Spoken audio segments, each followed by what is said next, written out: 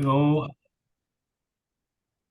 All right, awesome. Well, welcome everybody. Thank you to ABR's first night of having a book club, our Very Good Reads book club. I'm very excited to dive into Daryl's book with you all.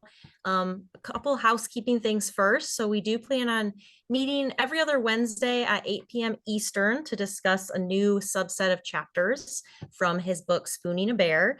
And you don't have to read the set of chapters to attend the discussion. So if you're running behind, that's fine. We'd love to just have you join us and join in on the conversation. These stories are really, really great. And I know you're all here because you do find bears interesting and fascinating. So I have no doubt that you will be up to date on those readings. But if you're not, no worries at all. I know a lot of you have already read the whole book, actually. So I've been in a few book clubs in my day, and usually you meet. There's somebody who kind of leads the discussion with questions, pre-selected questions, and we can run it like that. But I've talked with Daryl, and we will have some folks from the ABR team join us, if not tonight, in other weeks. And we kind of want this to just be like an open conversation. We want you to bring your thoughts, your insights, your questions, your reactions to these stories. And Daryl will be here to share, his plethora of experiences with us, not only at ABR, but also with state and federal agencies, wildlife agencies that he's worked with throughout his career. And he's just been gracious enough to offer up his time and his expertise to share with us. So I'd love if everyone participated, brought questions or just thoughts, and feel free to chime in. And also, purchasing that book and maintaining your active ABR membership is giving back to Appalachian Bear Rescue, previously called Appalachian Bear Center when Daryl was here managing it. So we really just appreciate your support, appreciate you being here. And without further ado, I'll do a brief intro for Daryl and then I'll hand it over. So welcome. This is Daryl Radijak, which I figured out how to say your name because it's on like the first page. So thank you for that. Originally from New York, and his first job in the wildlife field was managing Appalachian Bear Center, which is now Appalachian Bear Rescue, which a lot of you now are very familiar with it, but maybe not as familiar with it back when he was there. He went on to work for State Wildlife Agency in Tennessee, Tennessee Wildlife Resources Agency, and then also for federal wildlife agencies, including U.S. Fish and Wildlife Service and Department of Interior's Bureau of Land Management. So tonight we're looking specifically at the first couple chapters of Spooning a Bear. Daryl, thank you so much for being here, and I'll hand it over to you to start. Well, thank you so much for that introduction, Tori. I really Yes. appreciate it. And before we jump into my book, a huge thank you to you and Greg and everyone else at the Bear Center. Forgive me for the next many weeks whenever I'm hosting this. I may be calling it the Bear Center. I know you guys know it as Yeah. the Bear Rescue, but when I worked there, it was I spent 5 years of my life when I was first starting my career in his Appalachian Bear Center. So I just can't Yep. get it out of my head. So forgive me for that. But huge thank you for you guys. You guys have taken this to levels that I never would have dreamed of. And so I thank not just all the staff that have been working on it, but all the folks on this call, the folks that are donating money and buying the book and buying all the other things and just helping you guys out to get to where you are. Huge shout out to everyone out there. So one of the things I'm going to clear up right off the bat, and I don't know if I typed it wrong. I didn't work for the U.S. Fish and Wildlife Service. I worked for the U.S. Forest Service when I first jumped over here. That's just a tiny tweak. But anyway, just so everyone knows, I have never done a book club before. So I was chatting with Tori yesterday, and I'm like, what do we do? Or what do I do? And so it's exactly what I hoped it was going to be like, where I kind of just talk to you guys about the different chapters within the book. And I asked if it would be okay if I actually showed some old pictures, because as you read the different chapters in the book, you probably are conjuring up some image in your mind what things were like. And I actually have a whole bunch of old photos that I'll share with you as we talk about this. And so hopefully it's not too far off what you're imagining, but what the Bear Center has become today and what the Bear Center was when I knew it, two totally different worlds. And I'll explain some of that. So without further ado, let me switch over to my slide presentation. So I'm going to have to share my screen here. And are you seeing the spoon and a bear slide? Yep, All looks right. great.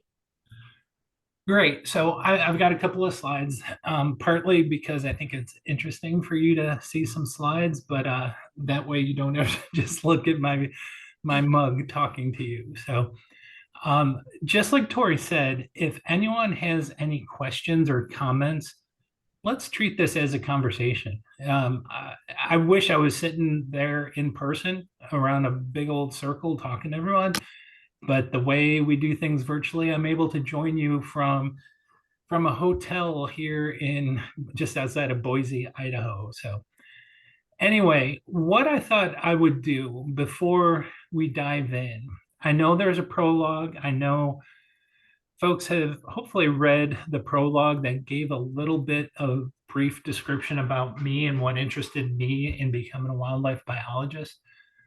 But I wanted to give a little bit more detail that's not found in the book about the beginnings of my career and how I got involved with working with black bears. And so you read some of the stuff. I got to give huge credit to my dad. He was a tremendous influence in my life. He was the one that took me out hunting, fishing, camping, you name it. And so I wanted to live my dad's vacation. He worked in a cereal factory for 45 years, and give him the utmost thanks for introducing me to nature and my love of the outdoors and wildlife. But I told my dad at a young age, I love what you've done for me, but I'm not going to follow in your footsteps. I want to live your vacation. So that's what kind of set me off my career in trying to become a wildlife biologist. So you all read that I did receive my degree in the easiest thing to say is wildlife management, but it was actually environment and forest biology from the State University of New York College of Environmental Science and Forestry. And yes, that is the longest college name in, I don't know if it's in North America or the entire world, but that was 1992 when I graduated. And so I thought, oh, wow, I've got my degree. I'm going to go back to Buffalo, New York, which is where I'm from. And I'm just going to become a biologist in Buffalo, New York. And unfortunately, it didn't pan out that way. And so when I went back to Buffalo, there's no biology or wildlife biologist jobs around Buffalo. There's a couple of them, but as most people in this career can attest, that jobs are few and far between. If you get a wildlife biology position in a place you love, you're going to be in that job for the next 30 years. So the turnover rate is really slow. So getting your first job is of utmost importance.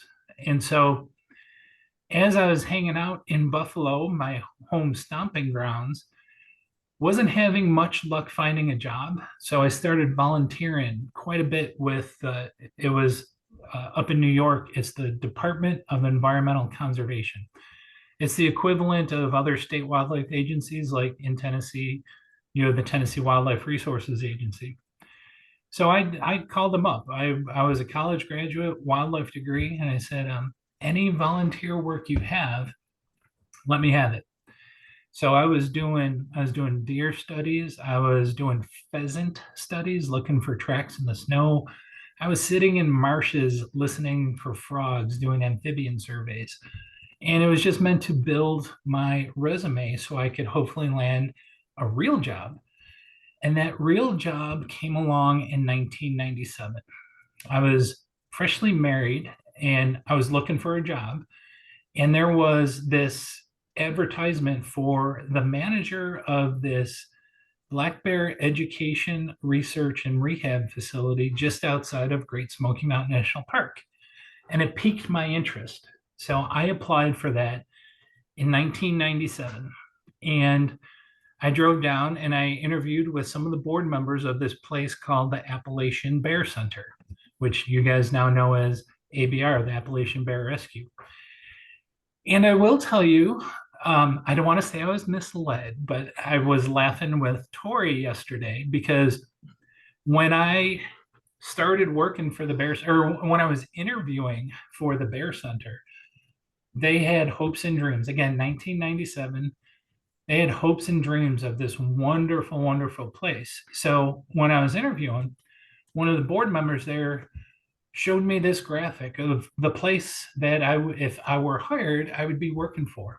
And so this is the road, Lawson Road, in which the Bear Center is located. And this little rectangle here is the acreage that the Bear Center had. And there was this big facility that they were planning on building for the Bear Center. And all these other things were different bear runs or bear pens where they're going to do the rehab and research if possible.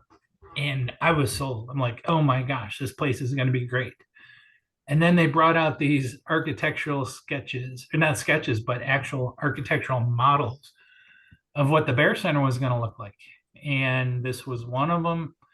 This is the side view. And this thing was going to be grand, like a multi-million-dollar facility. And the thing that really sold me, and they're like, and the manager of it will have his own house, which was going to be a little log cabin in the woods. And so I was on board. Little did I know that in 1997, I remember attending one of the first board meetings after I moved myself and my wife down to Townsend, Tennessee. I attended one of the board meetings, and they were doing a treasury report. And the treasury report, the treasurer at the time reported there's $722 in the bank account. And I remember leaning over and I said, does my salary come out of that? And they're like, yeah. And it was like, oh boy, we're a long ways away from this facility. But I truly believed in the mission, just like Tori and Greg and everyone else. It's a wonderful mission that we knew people would get behind. And so I was honored that it didn't pay very much, but it was my foot in the door as becoming a real life wildlife biologist. And the fact of the matter is that I was working with bears. That was the first time I was ever working with bears. And I will tell you, I was hooked. And as you all know, after 5 years, I ended up writing a book of the great many adventures that I had there. So that was kind of an expanded version of the prologue. Before we dive into the very first chapter of the book, does anyone have any questions about my background or how I came to the Bear Center? Well, first I will say, I will let you know, Daryl, that Greg and Katrina are on here. I don't know if Okay. they're in a position to like talk, but if Oh, by all they're means, on here. anyone jump in and just Yeah, we're yeah, we what can talk. We're sitting here eating dinner. yeah, and just so Just you know, wanted I'm to sharing my screen so I can't see if anyone raises their hand or writes anything or wants to talk. So Tori, if you okay. could kind of like jump in at any point and either add comment Yeah. or call on anyone, but with me sharing the screen, I can't see much of that. Yeah, so there's a comment from Mary Lou about what a leap of faith for you to go into that board meeting, and then you moved you and your wife and your prospective family down there, and then you hear the budget. But yeah, I see this little this diagram here. I can imagine that being you, that little cutout person there. I was Um imagining that too. yeah. And it has changed, right? And I think that's Yeah. part of what we all kind of like about it is, I mean, I know I like about it is that you do a little bit of all of it. It changes, and especially right now we're in a time of big change at the facility. And so it always just kind of ebbs and flows with what's going on and what the needs are and what the Bears needs are. Yeah, and I will tell you, and this is kind of funny because I was born and raised outside of Buffalo, New York. So it was a suburban area. I did used to do a lot of camping in state parks and things like that. But this was talk about a leap of faith. The Bear Center was a mile down a dirt road. And just so you know, when I moved to the Bear Center back in '97, it was a dirt road. It was not paved. And it was more or less a two lane track going all the way back there. And I remember like seeing it for the first time. I'll tell you, I pulled up, and you and Greg will get a kick out of this because Tom Faulkner was on the on the board, and so Tom Faulkner's been around. He's been a godsend for the entire center here, but he was on the board, and I remember driving up. I drove down from Buffalo, New York, all by myself in my Jeep, and I showed up, and all that was there was a trailer, and it was a kind of dreary day, and none of the board members could come out to meet me, but they did say they'd left a key under the front mat. And so I had the meager belongings of what was going to be my house. I was pulling a trailer, and I got the key to the trailer. I walked in, and it was pretty much stripped bare, but there was two things in the trailer. One, there was a whole case of bear spray, and the other thing in there was a shotgun. And so I remember calling Tom Faulkner, and I'm like, what am I getting myself into? And I said, there's a case of the bear spray here. He's like, well, that's for the bears. I'm like, well, what's the shotgun for? He's like, that might be for the neighbors.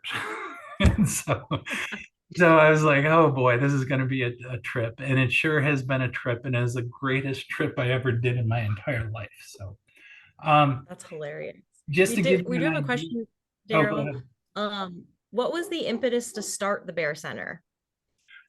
Well, everyone knows Kim Delozier, and I'm going to talk quite a bit about Kim Delozier. If you don't know who Kim is, besides reading his books, Bear in the Back Seats, Kim was the head biologist for Great Smoky Mountain National Park for many, many years. Greg, you were working there under Kim, were you? Kim left in 2012, 2013. I started in 2015. So Okay. I knew Kim. Kim helped me get my internship under Bill, but my brother worked for Kim as an intern in like 09, 2010. So I knew him. That's how I begged for an internship. Yeah. So But I still talk to Kim every now and then.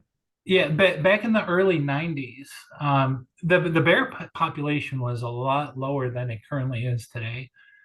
But they had a couple of events in the early 90s that with before the Bear Center was around, either TWRA or the National Park Service would get these orphan cubs, and they had really nothing they could do with them. But if you turn them out, especially when they're really young, they're not going to stand much of a chance.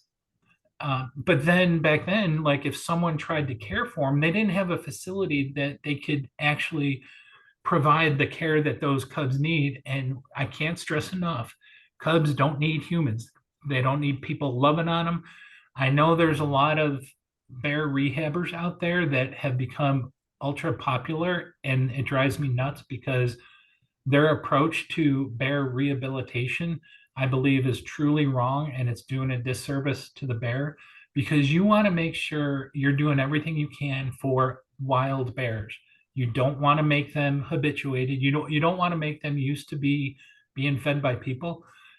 If they become food conditioned and you release them, they don't stand much of a chance. And so back then in the early 90s, there was no facility. And once in a while, the National Park Service or TWRA would have these orphan cubs, and they really had no options for them. And so there was discussions. Obviously, Kim Delozier was part of that, along with a number of folks, the early time board members, that said, hey, we really need a facility to help the National Park Service out, to help the State Wildlife Agency out. We can care for these orphan bear cubs, and we can give them a second chance at life. And so that was the impetus, early 90s. It took a number of years to raise enough money to actually build the first bear pens and purchase this trailer.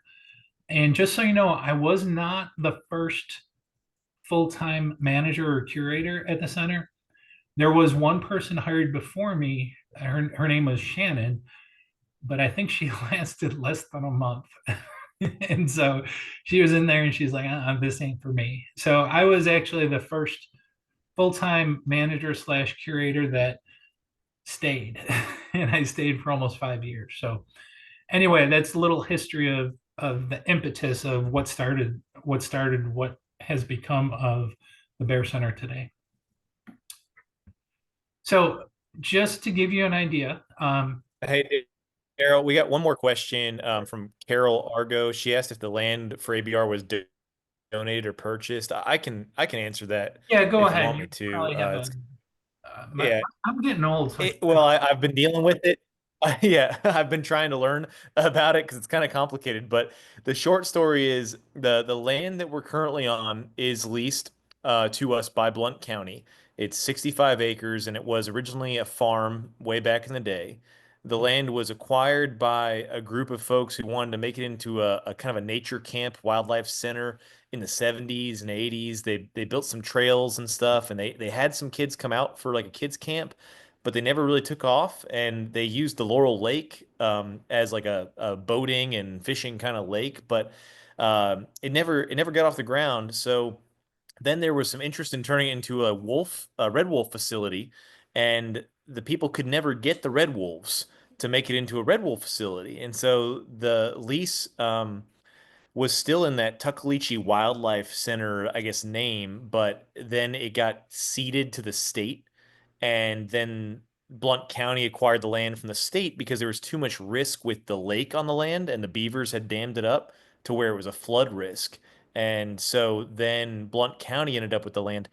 But by the time Blount County ended up with the land, Appalachian Bear Center had already been leasing part of the land from the Tuckaleechee Wildlife folks who were trying to have the red wolves in the nature center. And so then we acquired the lease for the whole 65 acres by the mid, it was like 2012 or something like that. But originally we were only leasing when Daryl started 10 acres of that land, and then it was 25 acres. Then we got the whole 65 from the county on like a kind of a $1 for 30-year lease, and we're trying to get that extended to another 30 years, but it expires in 2034, I think, or 2035. So we need to re-up that lease for another 30 years, but the county is more than happy to do that for us. And so that's kind of how it happened. But if the land were to go back to the county, they couldn't really sell it to anybody except for nonprofit groups who want to do some kind of nature wildlife rehab center stuff because there's a bunch of deed restrictions on the land now. So that protects us from the county selling it to anybody for anything else. So I hope that answers you guys' question. that was a great job. I learned something there. I knew about Tuckaleechee Wildlife Center. I don't know if you ever heard of Marcella Cranford. She passed away a number of years ago, but she was the wolf lady, one of the wolf ladies. Oh, okay. She was and they could never get the wolves. Is that correct, Daryl? They were trying to acquire red wolves from the red Yeah, wolf. she was trying to do that. She Yeah. actually had a number of gray wolves. And one of the coolest side stories is she invited me out to try to acclimate her gray wolves to humans because all of her volunteers were females and she wanted a male presence because she was using the Okay. classroom. But that's a whole nother story. That'll be another chapter in a different book. Yeah, yeah, sure. All right. Well, yeah, we'll move on here. Any other questions or carry on? That's it right now. Okay, so I forgot I had these slides. So when I first arrived back in 1997, I got to show this picture because it's one of my favorite pictures. This was the front of the trailer that they gave me to live in, and you could see the front porch was it was actually a wooden door propped up on cinder blocks, and we aptly named it the Dorch. But it wasn't too long after that. I think Tom Faulkner brought his crew out there, and they actually built a little porch for us. So this is where this was everything in the bear. Besides the bear pens and the maintenance building, this was the only other facility or building on the entire property.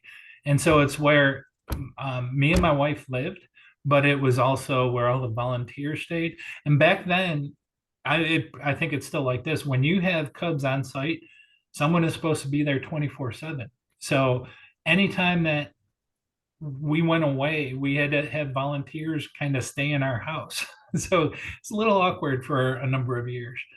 But Yeah, that's correct, Daryl. Still that way, and we actually have a nice little tiny home where your trailer was. That is a very comfortable little one bedroom kind of studio style tiny home. And if you come visit, you can stay there. I promise you'll like it better than your single wide. Yeah, and like I said, it's just a little awkward because like if we would go back to Buffalo for Christmas vacation, it's like, okay, telling the volunteers you could stay in our bed if you want. We would prefer you sleep on the couch, but it was tough going for a number of years.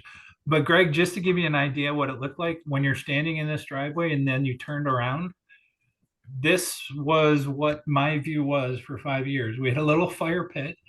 The maintenance building is off to the left. You just can't see it. I got another picture of it, but there was nothing in that field. And now you're pretty much loaded with lots of little outbuildings in there. So when I say we started with nothing, we did not have much. So Yeah, and for those of you who are familiar on Facebook and whatnot, to just kind of give you idea, like this view now looking down in that field is where those 4 white outbuildings we have are for food storage, the cub nursery, the release building, and then behind those is where the now trailer office living space is.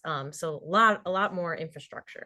Yeah, and some of these folks have been to visit on tours when we haven't had bears. So some of you guys have seen where the tiny house is, and that's where Daryl's trailer was, and all the rest of the area and the gravel where you guys pulled up in the bus. That's what we're looking at right now with Daryl's little view back here.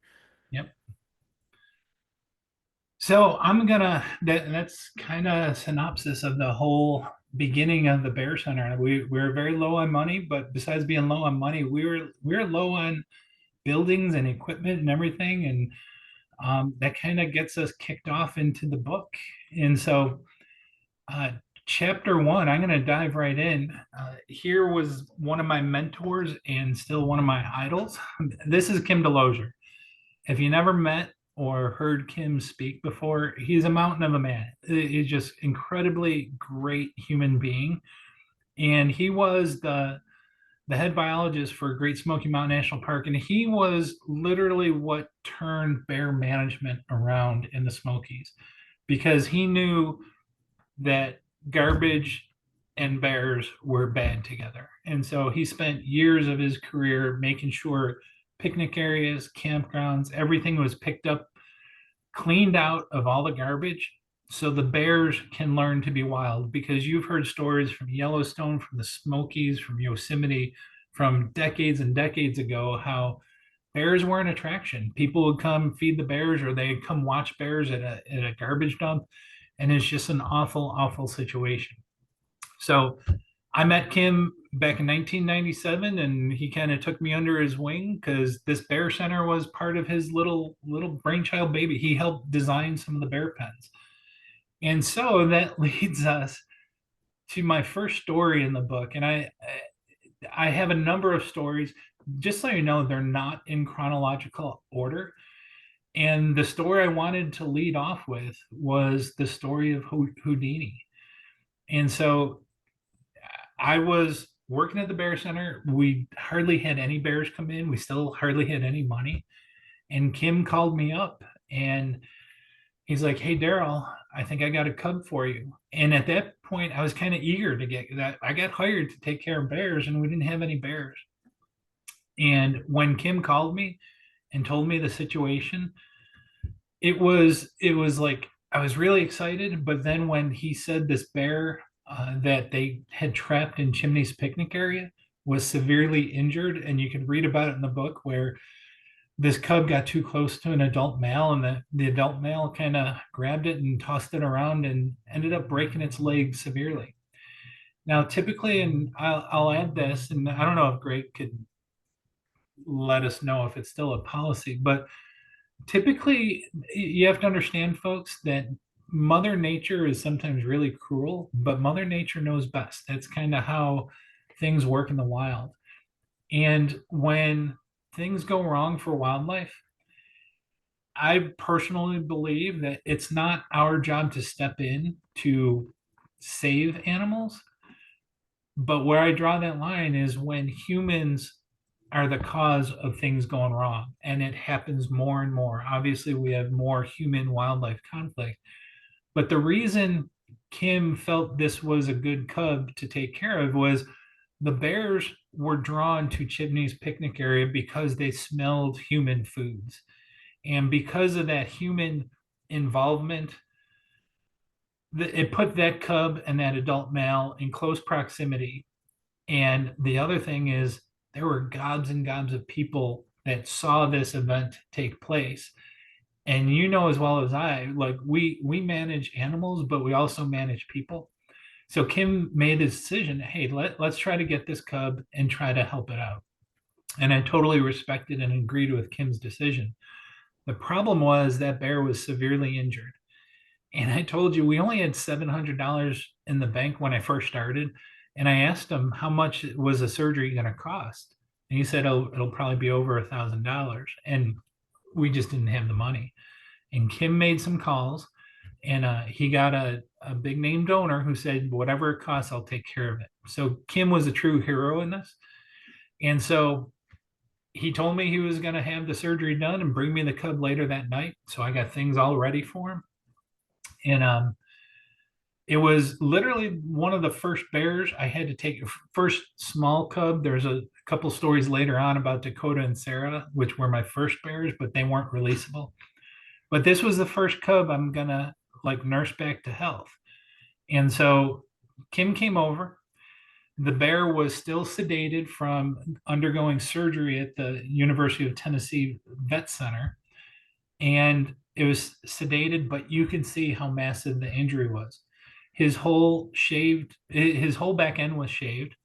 He had this long suture, this scar. It was about almost 12 inches long, where it was sewn together because they had to insert a rod into his leg to repair the broken leg, his femur that was broken. And Kim showed up. The cub was still sleeping in this little cage. And he said the vet, who was Dr. Ramsey at the time, said the vet said the surgery went well, but there's two really important things.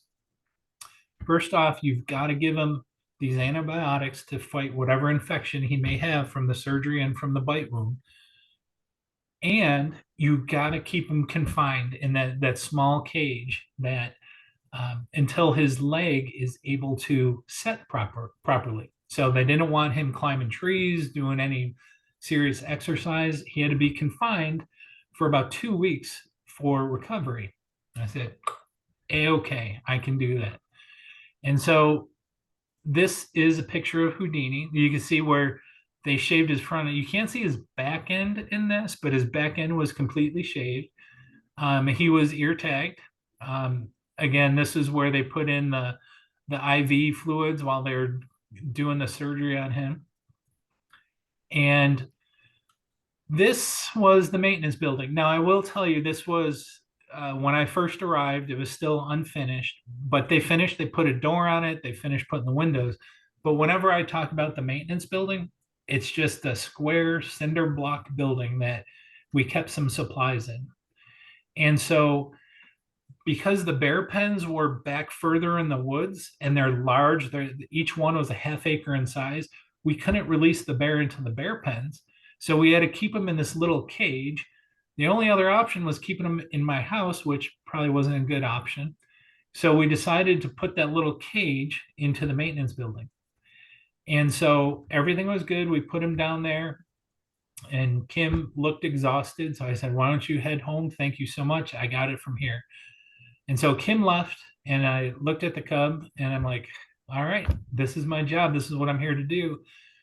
And I was just going through my mind what I'm going to be feeding them and watering them. And then it dawned on me, we're set up to feed bears in that outdoor pen. We didn't have any food bowls or anything like that. So I'm like, oh, crud. So I hopped in my Jeep. I ran down to the Townsend Shopping Center at the time, which was a gas station.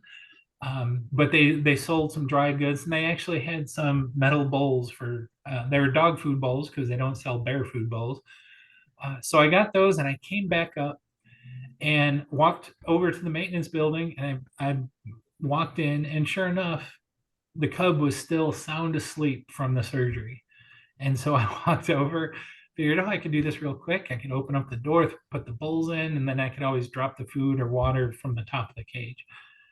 And as soon as I put my hand on that door and undid it, it just made the tiniest little clink.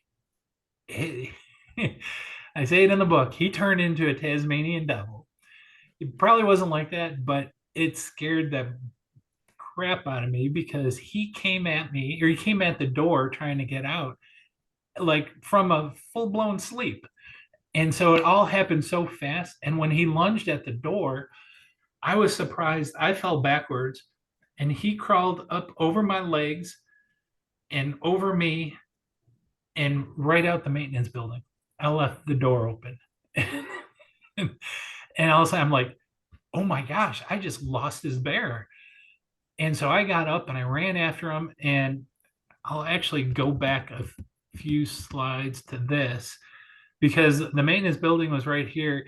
He ran down and was going towards one of these trees, and my mind was racing. This was happening so fast, but I'm thinking, oh my gosh, I got to catch him. I got to catch him. So I'm thinking the only way I'm going to catch him, I had no tools, no anything. I'm like, I got to get him up in a tree so I could call Kim to come back and help me. So as I'm thinking of this, I'm like, okay, if I get him up in a tree, I'm going to have to use the phone. So I'll tie my dog to the base of the tree. And my dog was sitting up on, I should have had a picture of my dog. Really cool border collie. She was sitting by the trailer watching all this unfold. And she was reading my mind because as soon as I thought I'll tie my dog to the tree, her eyes bugged and she ran the other way. And I'm like, oh no, there goes plan A.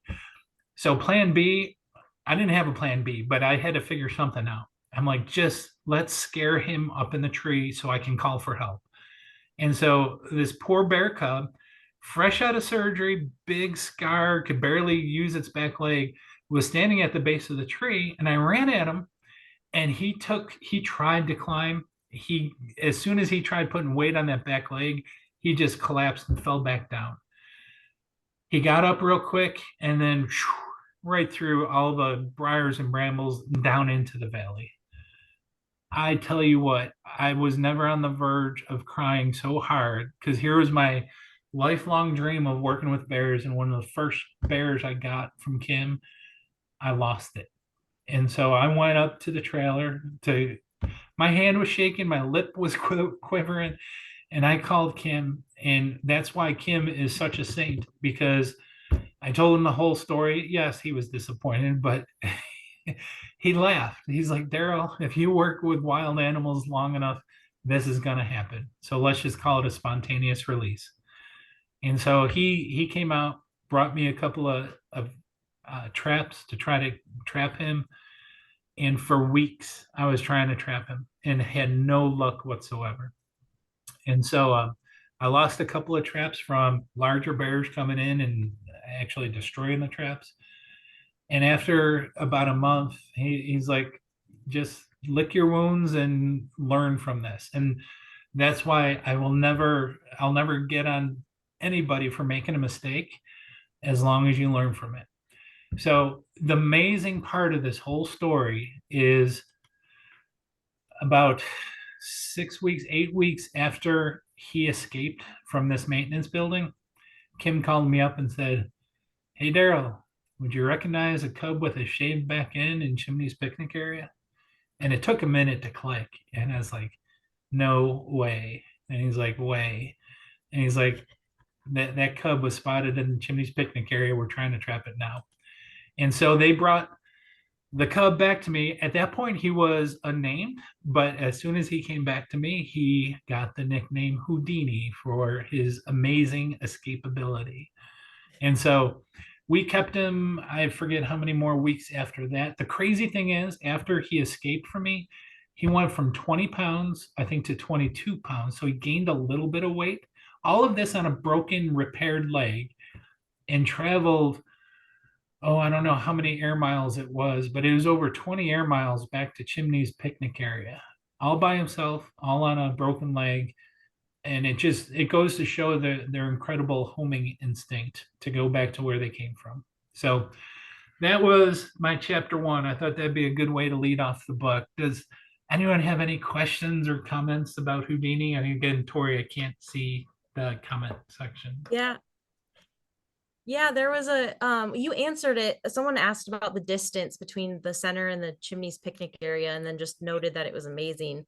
Um and I think it's really amazing too because I mean he was a cub. You said he was with his sibling and his mom originally. So even at that young age, do you have other I guess examples or Greg might too of bears, that young. Well, just so you know, Tori, because of that return to its stomping ground, we actually Uh-huh. created a poster session for it was the Eastern Black Bear Workshop that just discussed. Bill Stiver, myself, Kim Delozier, Oh, we put a poster session together talking about the homing behavior of a 6-month-old cub. wow. Yeah, very cool. Yeah, Daryl, I was going to ask, how well did that leg heal? With the rod in there after surgery and him running 20 miles on it. Did it heal a little bit wonky, or did it look pretty good? His I'm sure they took X-rays after you got him back, Yeah, right? Ed Ramsey x-rayed it again, and it was a remarkable. It was good healing. You could not notice anything different with his leg, so he got around just fine. And I do have a couple other bear stories in the book about other broken legs that definitely healed awkwardly. That you can tell Yeah. the leg, it was still functional, but there was something wrong with it. But Houdini, he got you couldn't tell once his hair grew back in, you couldn't tell him apart from any other cub. Hmm. Yeah, that's pretty cool. I'm sure he must have tested that rod and pins as much as you could. So I've seen him, heal a little bit knotted, a little wonky, a little bit Yeah. of overlap before, but it heals well enough. They still get around just fine. So I think the that's rod, pretty cool. yeah, the rod really kept that leg from becoming wonky because it's inserted within the bone. I don't know if it was within the bone or Yeah. they screwed it onto it. Probably intramuscular rod. Yeah, it went through the muscle or something with it. Yeah. So yeah, that and the pins were probably in through the bone to it. So yeah, that's pretty cool though. I was curious. So when originally it got orphaned, it got injured, it got bit by the male bear, is what it was. It was a bite wound, right? Is what you're saying? Yeah, So well, there. no, there was a couple of eyewitnesses that said this adult male Okay. picked the cub up by the back leg and shook it. And And, ragdolled it. Yeah. Okay. That's and pretty. Yeah, that's interesting because we see cubs with broken legs sometimes where we're not sure how it occurred, and we assume it's cars a lot of times. And mhm. and there's a much many of our cubs come from car accidents where we know they got hit by a car and stuff. But usually we don't see any external trauma to suspect male bear trauma type stuff like that. So that's interesting. I can't think of a cub that I've got before with that bad of an injury that I think was caused by another bear. I've seen them with punctures, around the neck and head and stuff and shoulders, like that, but not, a broken leg. I'm sure lots of injuries that are made by adult males where cubs got too close to them are probably bears you would never hear about again. You'd never see It's usually, exactly. That's what was surprising to me was I wonder if the mom gave up a good enough fight to run that the male off or something. I He gave was up on. thinking the same thing that the bear Yeah, didn't, the adult male probably didn't have enough time to really do damage that the mom yeah. came to defend. So Yeah, because I've seen some sprig cubs get run down by a male bear in Cades Cove before, where he had all three of them before the female even had really a chance. She was treed, and he got them all before there was any time to really fight them off. So that's surprising to hear. That's how the injury may have occurred. yeah, and So like this I I, said, I have something that might be interesting for folks about if you guys want to elaborate on it a little bit is in this case for Houdini, it was food motivated, food driven. We also hear about how male bears will kill cubs, obviously, and also kill them so that the sow goes into heat again. Is that true? And I guess what do sows do? Like what do they do to safeguard or protect, or like what are some of the tactics they do out in nature to protect their cubs? I'll let Greg. Oh, well, um, I've always told folks that, that there's thoughts out there, and Daryl, you've probably heard this too, where they say that a male bear remembers the females that they may have bred in previous years. You've heard that they know the females in their territory and they assume the cubs are theirs from previous years. Do you hear that ever? I No, not so much. I don't No. think they would treat any cub as, yeah, I don't know I've heard if they could. I've heard people say it. I've never bought it or had evidence of it necessarily, but I've heard some people that have studied bears a long time. They say, well, we think bears have good memories, and we think they remember females who are regularly in their territories and respect the distance, I guess, with the cubs enough to not just instinctively go after them. But I think a lot of female bears are just there's good moms and bad moms, and there's ones who are really good at keeping their cubs safe and treating them whenever they feel danger coming around. There's some others who, just like some human moms, don't keep as good of an eye on their cubs. But I think that the male bear drive is no different from a lot of other predators and carnivores. They want to establish their territory, their gene pool, and we see that with bears as well as other carnivores and predators. So, but I think that female bears that do a good job with their cubs are the ones who really stand their ground. If the female bear is really defensive. Right off the bat, she's bluffing and she's huffing and she's running after that male bear. He's like, all right, she's putting up a fight. It's not worth the risk, unless he's got 300 pounds on her and he's really dominant. He'll give up. But I've seen the females who run and they tree and leave the cubs, and that's where the male usually tends to Yeah. to win in those interactions. And, It happens way more than we probably know. yeah, and I will add a lot of when you say there's good mother bears and not so good mother bears, a lot of that has to do with age and size.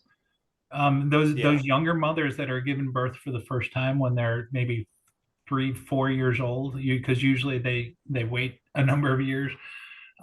Those first time mothers tend not to be the best mothers, but after they've done it a time or two, they usually become better mothers. But just think, as they age, they also tend to get a little bit larger. So if a male bear comes in and it's a younger female bear who only weighs 110 pounds, she's not going to stand up to a male bear as much as a 200 or 250-pound female bear. That's a big female bear, by the way.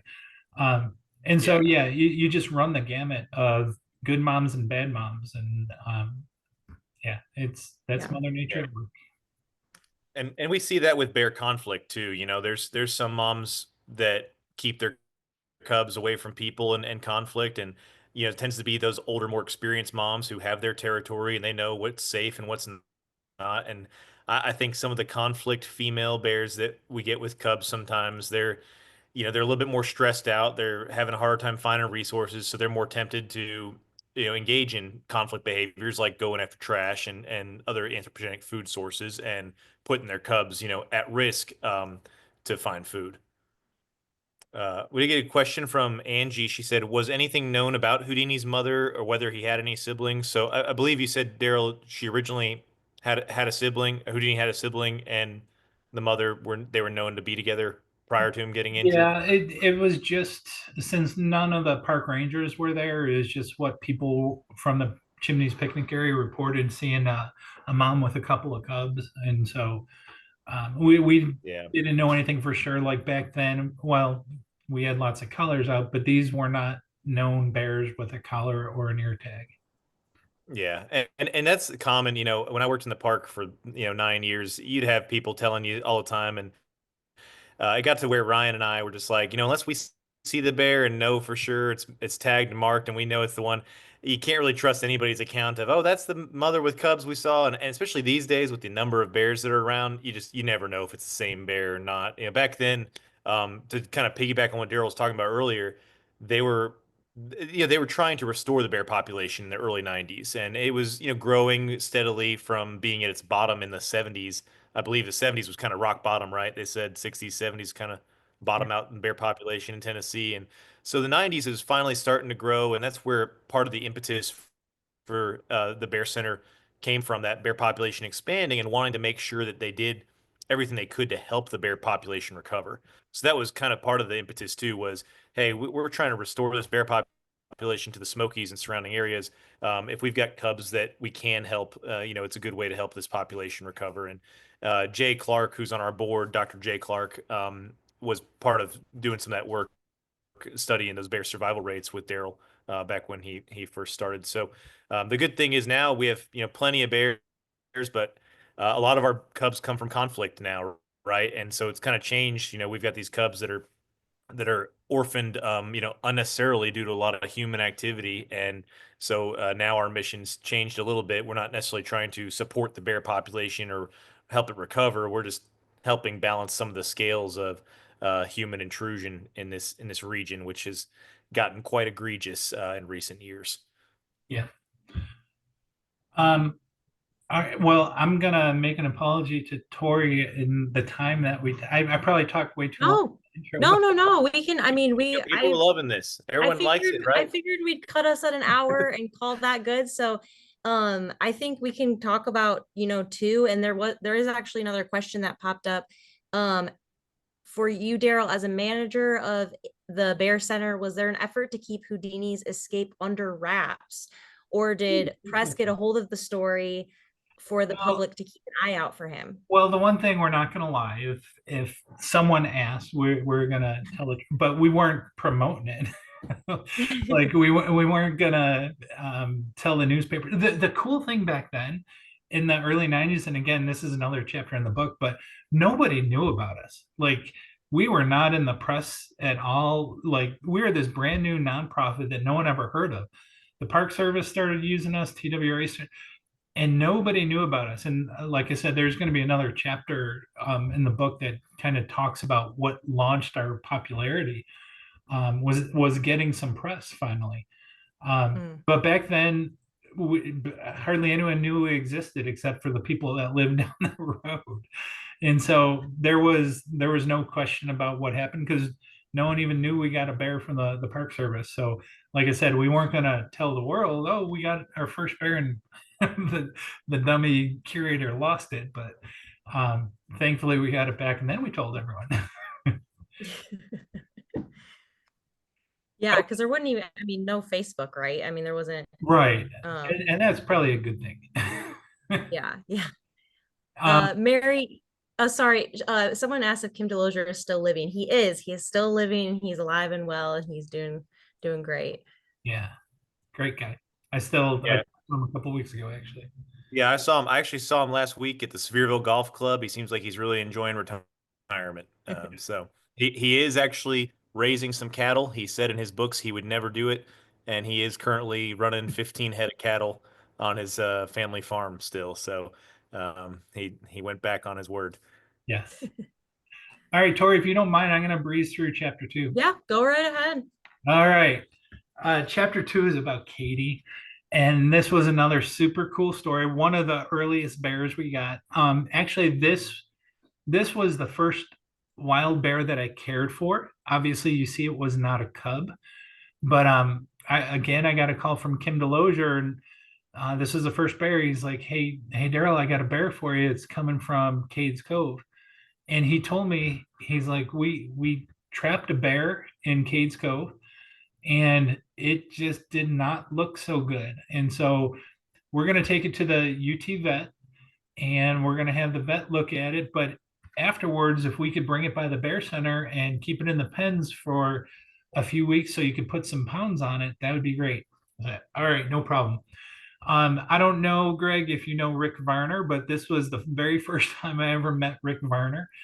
You're a lucky man to meet him when he was younger. Then I love Rick. I took Rick's position when he retired. Okay. But he taught me when I was an intern and seasonal. Rick is who taught me a lot of things. So he's a legend of a man. Yeah, and this is my first meeting. He showed up with a bear in his arms. And so the cool story with this bear, which we nicknamed Katie because it came from Cades Cove. When Kim caught it, the bear weighed 49 pounds, and it was probably 3 or 4 years. It was because of its skeletal growth. We know it was a little bit older bear, but it was a bag of bones. In fact, that was the words Kim used. He said, she's just a bag of bones. And so when they took it to the UT vet, they sedated her and they were giving her a full examination, and they really couldn't find too much wrong. They didn't know why she was so skinny. And then they lifted up her leg and they were just feeling the muscle, and they felt like right on the inside of her groin on her hind leg, like they felt this mass. They didn't know what it was. It was a hardened mass inside the leg. And so they decided to do a little exploratory surgery on this bear. Oh, that's when they put her down. Rick put her down. Oh, I didn't put the picture in. There was I got a picture. I could probably find it, but it was a 4-inch stick that was embedded within her leg, and it was all healed over. So the stick was in her muscle, and the only thing we could deduce, because she was a larger bear, she possibly climbed a tree. And bears are awesome tree climbers, but sometimes they slip, branches break, and they might fall a little bit.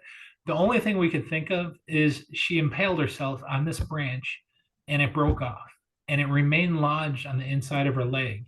And it was there so long, like I said, it healed over, but she could barely walk. She was limping around.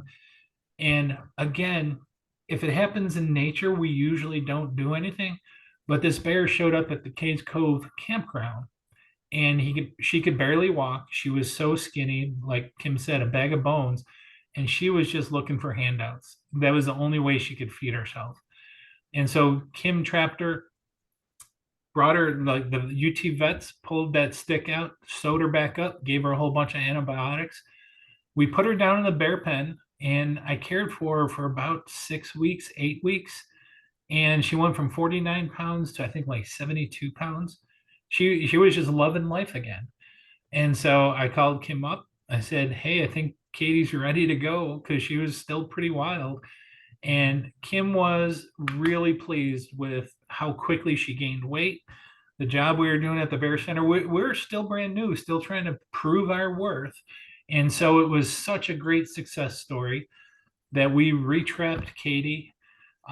We actually, I think Kim took charge, but Kim called some of the news agencies and said, "Hey, we're doing a bear release in Cades Cove. It's one of the first bears the Bear Center has cared for." So they brought out all the camera crews and they filmed it, and Kim opened the door, and that was Katie bursting loose across the field in Cades Cove. And it couldn't have gone any better. It was one, I don't advise getting big crowds for wild animal type of events because things can can go wrong. But she ran across the field. It was kind of cool because she ran about 50 yards. She stopped, turned around, sat down, and like faced all the photographers. They're all clicking away. And then she got up and ran into the woods, never to be seen again in that field. So anyway, Daryl, I did find that stick and I put it in the chat for people. oh, The good, stick good, good. picture. Yeah, Um, I downloaded it and I forgot to put it in the slideshow. But that's, do you still have the stick at the Bear Center? I Oh, I don't know. Maybe it's. I'll ask Tom. Maybe he I knows feel the like we stash probably place. do. I just don't know where. Probably. Yeah, it's probably somewhere. I don't think anybody would let anybody get rid of it. So Yeah. I'll ask her to Yeah, yeah, see it's if we can not find no it. big deal. I accidentally drew on my slide, but I don't know how I did that. It's fine. Anyway, I'm not ending right now, but this is the last slide. So any questions about Katie? Katie was a really cool bear to take care of, great learning experience. We kind of broke the rule. We didn't realize we were breaking the rules because the Bear Center is set up to take cubs under a year and a half, I think. Yeah, it's under 2 years of 102. age with Yeah, the rules. we really didn't know how old she was. She may have been a little bit older than that, but at that time it was she was such a good candidate for rehab. Still a very small bear. And TWRA had no problem with us taking it to see if we could help her out. So Yeah. That's Yeah, awesome. there's a a number. I tell people this, there's a number of 2.5-year-olds, that people think are yearlings a lot of times, Oh and yeah. until you get at the skeletal structure and the head and the length and height, it's hard to tell a difference sometimes between a big yearling or just a female 2.5-year-old. So that's a common confusion I think out there, and I can't say that I know every time either. And I love, well, I don't love, but in early spring, people will see these 20, 30 pound bears and call them cubs. Oh, right. Yeah, very And common. it's Yeah. like, that's not a cub. A cub of the year is Yeah. only going to be about 5 to 10 pounds. So that's Yeah. really you're looking at. Yeah. So I was gonna say, everybody, you guys know who's following. We only take cubs and yearlings, and really we're primarily cubs these days. It's about one yearling for about every 20 cubs that comes in. Sometimes a little bit more, but you don't want to keep the yearlings with the cubs, so cubs get priority. But yearlings can be a very quick turnaround, and that's kind of cool. Daryl, this older bear, super quick turnaround, right? 6 weeks, you fatten it up, gave it a chance. She probably lived a good, healthy adult female bear life in Cades Cove for all you Daryl, know. what did you feed Katie while she? This is Katrina. What did you feed Katie while she was at the Bear Center? A great question. The one thing we tried to do is we're always trying to feed all natural foods. And I don't know if anything has changed, but when I was there, um, I used to go down to the Townsend Shopping Center, which had a little grocery store, and I used to get um, apples and berries, any of the produce that they weren't using. I also would do a ton of nut drives. I would I would go to the local elementary schools in Blount County and ask like elementary school age kids to pick up acorns, especially um, to bag up so we could feed it to the bears. And at first, I wasn't getting a ton of acorns, but then I had this great idea of I'm going to buy a 25-cent postcard of a little cub. And the next time I went into the school, I said, whoever brings in the most acorns next week will get this postcard. And next thing I was swamped with with acorns. And so we tried to feed all natural food. So the vast majority was acorns, some of the fresh produce, whatever berries they're throwing away. Um, Another thing, I don't know if it's still there, but in Townsend, there was the Tuckaleechee Trout Farm. It was a really cool restaurant, and people could go there, catch their trout out of a stocked pond, and then they go into the restaurant and they'll cook up the fish.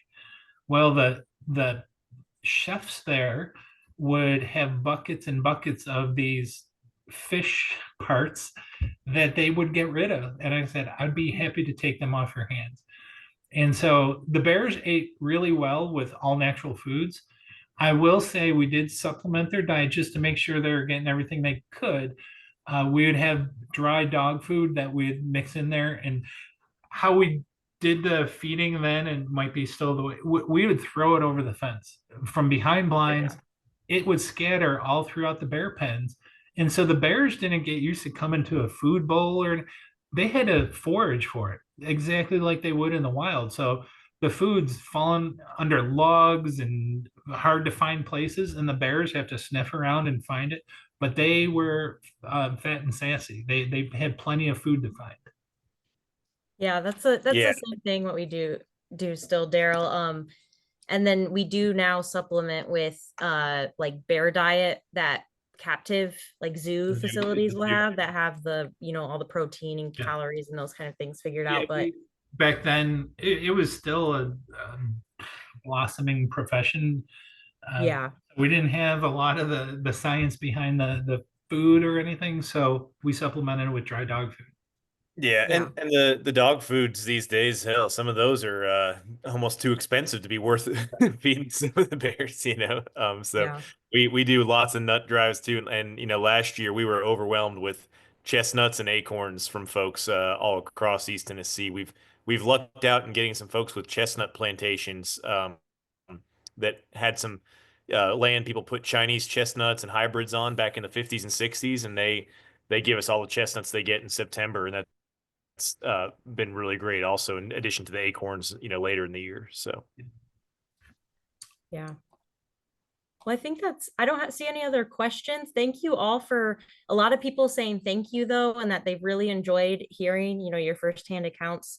All people excited for 2 weeks. So in 2 weeks on September 17th, we'll be talking about chapters 3, 4, and 5. So You're gonna make me reread my book now. Which, just so you know, I'm sure most people could relate to this.